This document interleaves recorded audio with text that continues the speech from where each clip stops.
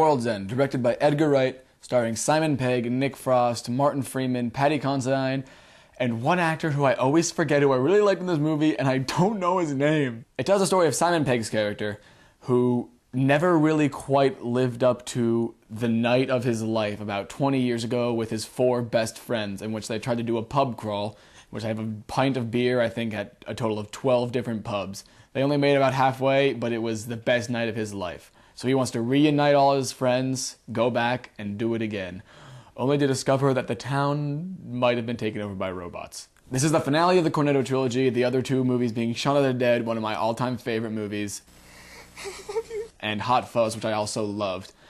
And I can honestly say that this movie did not disappoint in the slightest. In fact, I think I liked it better than Hot Fuzz.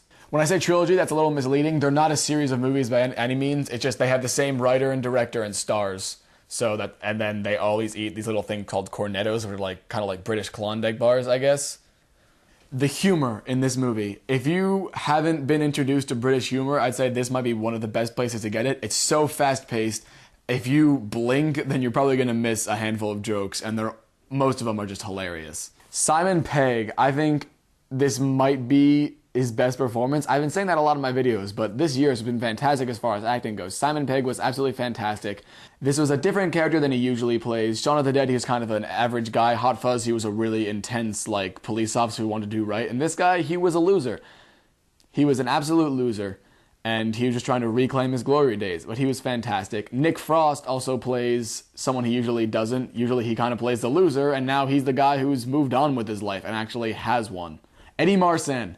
I wrote it down. Eddie Marsan is the other actor. I loved him. He was absolutely hilarious. He was kind of the shy friend, but he was hilarious. I also like Martin Freeman a lot. I always loved Martin Freeman. He was the business type. He was good. And Paddy Considine, I've never really seen him in anything, but I liked him a lot. Edgar Wright is just one of my favorite directors. His style is so distinct. It's so great. It's just very, very fast-paced. It's edited very tightly. Like, a lot of the clips of them taking the pints are just very, very fast, and I absolutely love it. He directs flawlessly, and I think he can do no wrong.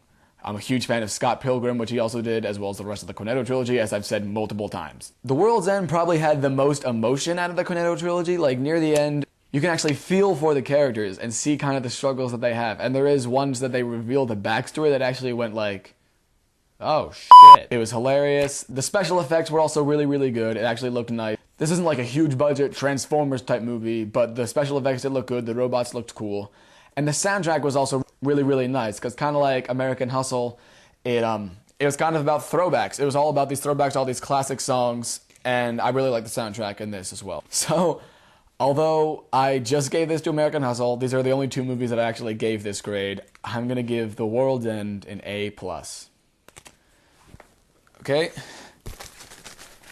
Up next we have